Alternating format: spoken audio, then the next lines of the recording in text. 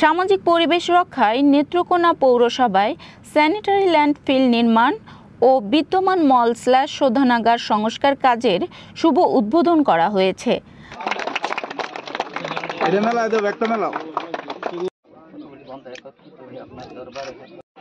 প্রাথমিক পর্যায়ে ১৬ কোটি টাকা ব্যয়ে নির্মাণাধীন প্রকল্পটি শনিবার উদ্বোধন করেন নেত্রকোনা পৌরসভার মেয়র মুক্তিযোদ্ধা নজরুল ইসলাম খান।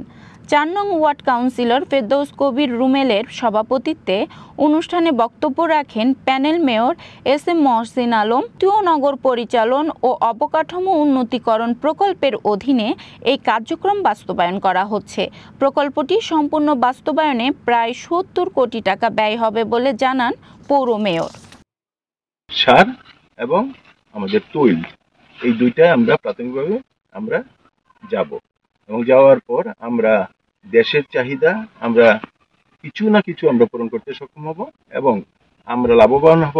এই যে টাকাটা, এই টাকাটার দ্বারা আমাদের নেত্রকোনা পৌরসভার উন্নয়ন যে সমস্ত প্রকল্প আছে সেই উন্নয়ন প্রকল্পগুলোতে আমরা কাজে লাগাতে সক্ষম হব। তো এই হচ্ছে আমাদের প্রাথমিক অবস্থা। কত টাকার প্রকল্প এটা?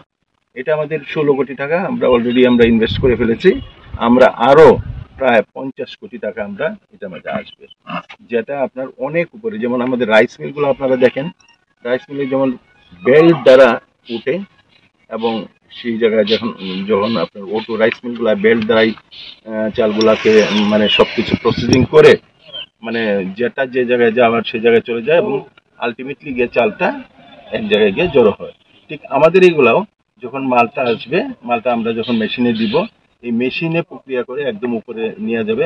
সেই উপরের থেকে যখন নিচের দিকে আসবে তখন সেই জায়গায় তৈলের জন্য একটা ব্যবস্থা থাকবে, সারের জন্য একটা ব্যবস্থা থাকবে এবং আনুষঙ্গিক যেগুলা মানে ইউজলেস থাকবে সেগুলো আবার অন্য জায়গায় চলে যাবে।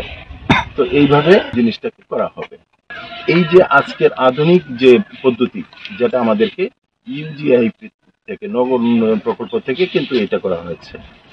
তো এটা পরবর্তী সময় আমাদের কোনো না কোনো সাপোর্ট নগর উন্নয়ন প্রকল্প দিবে এবং সিআরডিবি নামে আরেকটা প্রকল্প আছে, সেই প্রকল্পে আমাদেরকে অনেক সাপোর্ট দিবে এবং সেই সাপোর্ট নিয়ে আমরা ইনশাল্লাহ এই নেত্রকোনায় সার এবং তৈল এই দুইটা উৎপন্নে যাব এবং এটা নেত্রকোনার মাঝে বলতে পারেন যে এটা একটা নতুন এবং এটা একটা ইতিহাসের মতোই থাকবে যে এটা নেত্রকোনার মতো জায়গায় এটা হয়েছে এবং নেত্রকোনাবাসী আজকে উপলব্ধি করতে সক্ষম হয় না যে প্রতিদিন আমাদের উৎপন্ন যে সমস্ত মানে আমাদের গার্বেজ, সেটার পরিমাণ হচ্ছে ৩০ টন। আমাদের কিন্তু ৩০ টন উৎপন্ন হয়। এই যে উৎপন্ন যে ৩০ টন মাল আমরা কোথায় রাখি? সেই যে বনুয়াপাড়া থেকে শুরু করে, সেই যে জেলখানার পরে আপনার ৪০ সাগান্দার থেকে শুরু করে একদম সেই ধাইরিয়া কুতিনগর বলাইনগর থেকে শুরু করে, সেই বসিগড়া থেকে শুরু করে মামুদপুর থেকে শুরু করে সমস্ত শহরের মালগুলা কিন্তু এখানে আসে, আবর্জনাগুলো এখানে আসে। তো আমরা কিন্তু নেত্রকোনাবাসী কিন্তু শুধু আবর্জনা পরিষ্কার করার জন্য যে ব্যবস্থাটুকু করেছে এটা কিন্তু একদম জনমানুষের বাইরে, একদম বাইরে। এই জায়গা থেকে কোনো দুর্গন্ধ যাওয়ার কোনো সম্ভাবনা নাই, কারণ এখানে দুর্গন্ধ হবে না।